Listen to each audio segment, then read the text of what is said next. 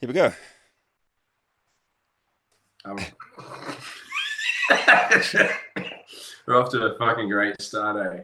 Just about had my game face on, and then the fucking. I can't take anything seriously. I have to do it a bit more of your voice right up in my ears too. Cool. Actually, Here we go. that's better. Yeah, that's intimate.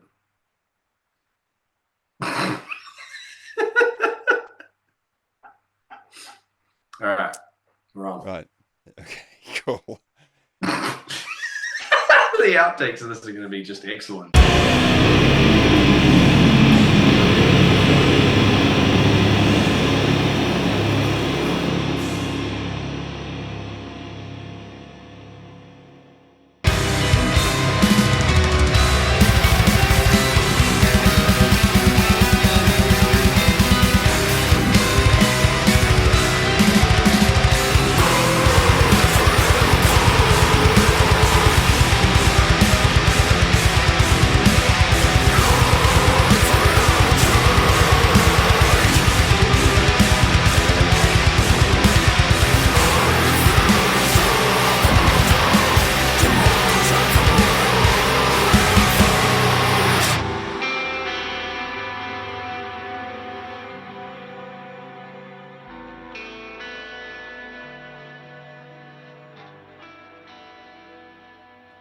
Hi, my name's Will, and welcome to the Distorted Transmission for today. I'm talking to Richard from IETA. How are you? Sure, I'm good, man.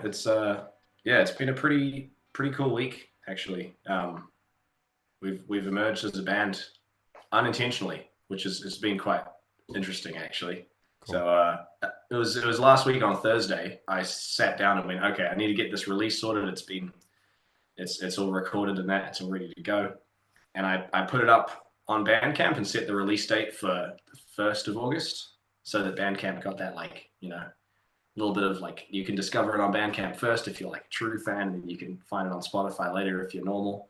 Um, Turns out Bandcamp just published it straight away.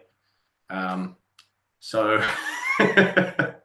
so now it's out there, and a ton of people have been listening to it and enjoying it, which has been really, really cool.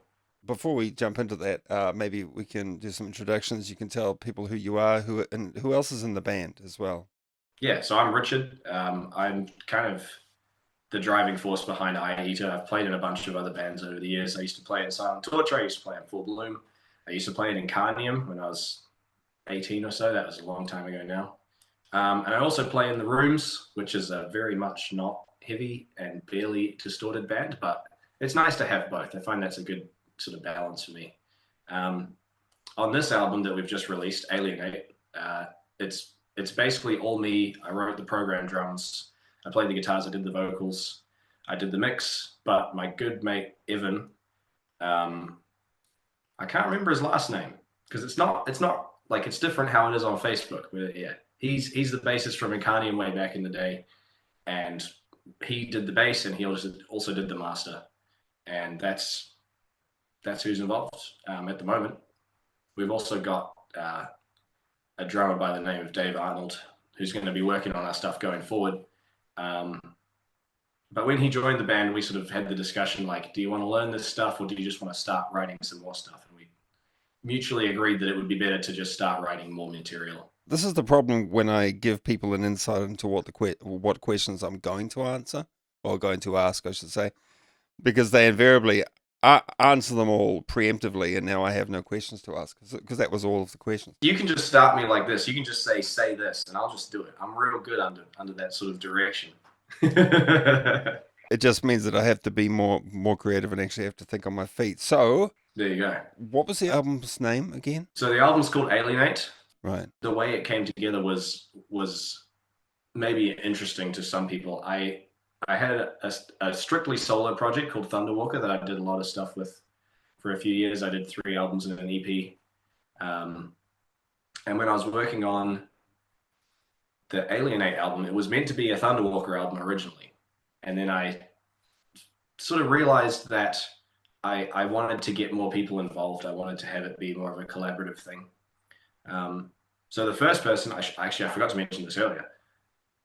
One of the first things I did was I met a friend I now have who was in a writing group with my dad oddly enough, by the name of Nicola. She actually wrote the lyrics based on track titles that I gave her, because I sort of had a rough idea for like the feel of the album, and I really liked the way she wrote. Um, so yeah, I was sort of writing music while she was writing lyrics, and I was letting the lyrics sort of inspire what I was writing for it, which was quite neat. And so that was how the guitars and the drums got written. And I also shopped the lyrics a bit when I got around to recording vocals just to make them fit. And then after that was done, I basically just threw it at Evan and said, "Go hard," and he did. And he's an incredible bass player. So I'm really a fan of what he brings to the table as well. Was Aita's kind of style very similar to that project as well, or did you decide to like branch this out into something else because it had evolved beyond Thunderwalker into something new? I can hear a really clear transition where the earlier Thunderwalker stuff is very much in sort of like the first phase of where I was into like metalcore and prog. Like I was listening to a lot of Northlane and listening to a lot of Tesseract. But I wasn't confident enough in my abilities as a singer to actually sing. So I just screamed over all those tracks. And then somewhere along the line, I found bands like Meshuggah and Gojira and these sort of more like death metal adjacent kind of prog acts. When Evan, my mate who's the bassist for Aita, he hit me up one day pretty much out of the blue and said, "What are you doing this Friday?" And I said, "Oh, nothing." And he said, "Cool, you should come and see Ulcerate with me." And I said, "Who's Ulcerate?" This was probably, I think, around 2016, 2017. They just released Shrines of Paralysis. And I was like, "Sure, I'll just go. It's fine." Something to do on a Friday, I guess. And that gig basically changed my perspective on what I wanted to do with heavy music. So Ulcerate, I feel like a lot of people will be quite familiar with, but this other band, Depart, they're a Tasmanian band, I think, or Australian at any rate, very much like in that sort of early part of very dissonant sort of black and death metal type thing. And I just remember watching them and being blown away that one of the guitarists just didn't play any, like what I typically would think of as like a rhythm part for the whole set. He was just completely doing these like ambient and lead parts. And it really, had a massive impact on how I thought about heavy music and how I wanted to structure it. And then you see Ulcerate after that, and it's just like what are you going to do when you see a band like that for the first time? So after that, I definitely started getting into much heavier music. I mean, well, maybe not heavier, but more dissonant and atmospheric as opposed to more rhythmic and technical, I guess. I didn't even realize that the vocals were you. I thought maybe you'd sort of got a hired gun in there. I didn't know you were capable in that department. If I can make it sound roughly how it sounds in my head when I'm writing it, then of course I'm just going to record vocals. That's kind of just the thing.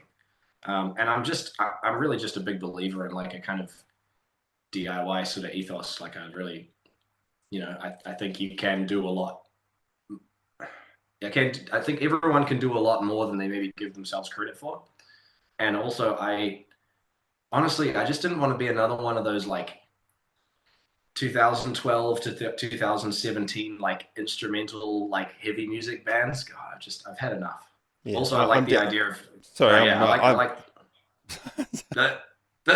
Off you go. I was just gonna say I really like the idea of keeping a band really like to as few members as possible, just because it simplifies a lot of stuff. And if it means I have to work twice as hard to like eventually play riffs and do vocals live, then so be it. Like I'll figure it out.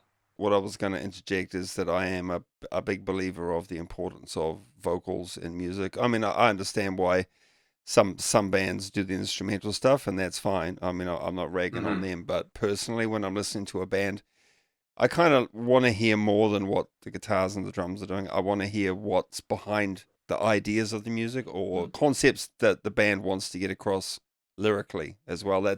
That's another facet of music that if it's just an instrumental band, then you kind of lack that. You miss that. If there's a song and no lyrics, I can be like, yeah, that's really sounds really emotional. But if there's a lyric that accompanies that, I think it gives it an extra layer. Which is interesting with these songs in particular because I actually never asked Nicola what she wrote the songs about.